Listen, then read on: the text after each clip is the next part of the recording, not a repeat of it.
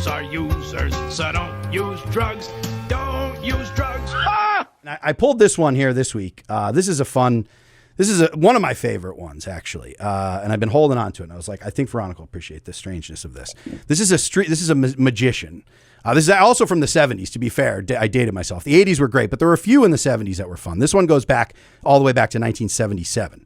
And this one is about a musician, and there's some children in a schoolyard. And this magician, this magic man, mystery magic man, is trying to sell these kids drugs. But he's doing a little close-up magic, sleight of hand stuff as he presents them with his drugs to sell. But there's also a precocious kid in here who's got something to a little pushback. This kid's very, very informed, he thinks. So let's take a look at the struggle here in this one.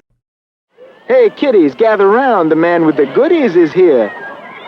Here's a little beauty for me to Udy. Just inhale and sniff. It is aeroplane glue. Oh, one whiff, man, and Isn't it true that sniffing glue can damage your liver and kidneys? Cool it, kid. Looky.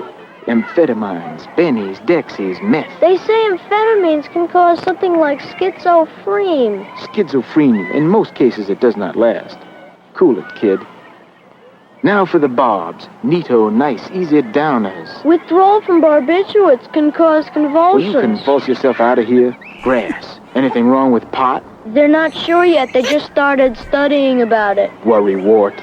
Dig, everybody. LSD. Bad trips and a chance of chromosome damage. How do you know you got Everything you chromosomes? got there can hurt you, can't it? Sure, kid. Why do you think they call it dope? Hey, where's everybody going? Okay. So there's a few things about that spot that are fun. Great sleight of hand work. Whoever that magician was, he did Oh solid my God, stuff. yes. He was performing for those kids. He didn't just come and be like, hey, I got drugs, that's enough. He showed up. Imagine if your drug dealer would do that. Like, I mean, yes, I wish my drug dealer had sleight of hand tag. I mean, it gives you a little entertainment while you're making a buy. Yeah, no, that's great. sick. If the cops show, anybody shows up quick, you get rid of what you need to. Right. It's a great skill. So more drug dealers. That's a great idea. Like, I mean, I think that PSA has a great idea for drug dealers. I think it's taught us. That's right. No, it actually, inadvertently, it's taught some drug dealers. It's time to learn some sleight of hand. What's funny about also the fact that he's just selling glue. So airplane glue is like, I'm like, why would you? I mean, you can just get glue at the home. Those kids don't need to. If they want to sniff glue, I don't think that's a great market for you to get into as a drug dealer. Like you can buy glue anywhere. So that's strange that he's trying to.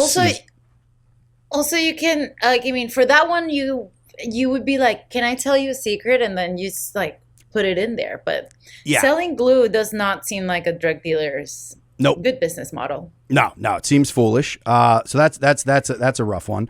And then there's so then he brings out some pills, the amphetamines, the idea of schizophrenia. Oh no, it's just temporary. So again, that's not true. I guess you could argue what does it do to your brain if you were to take amphetamines and not sleep for months on end?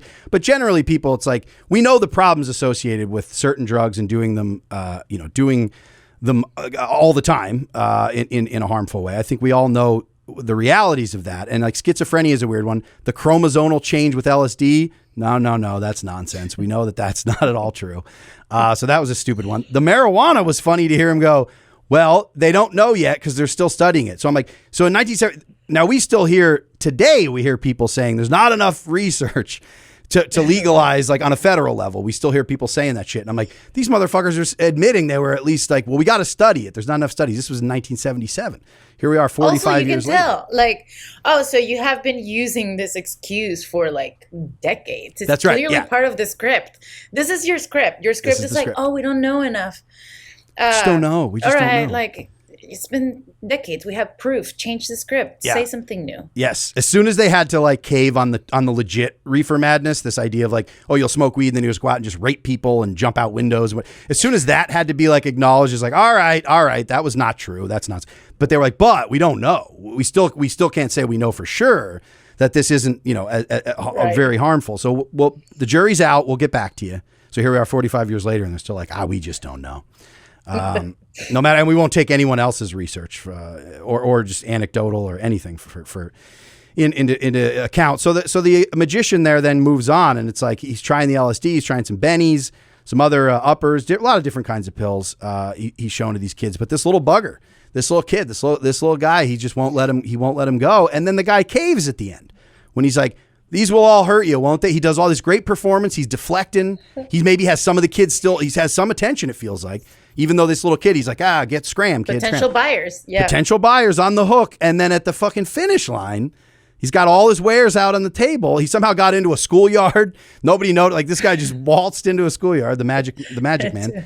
And then he has him right on the hook. And at the very end, he just soils the sheets. He admits, he says, yeah, why do you think they call it dope? Which I guess he thought was a line he couldn't back pocket. He just had to say it. And then he loses the whole class.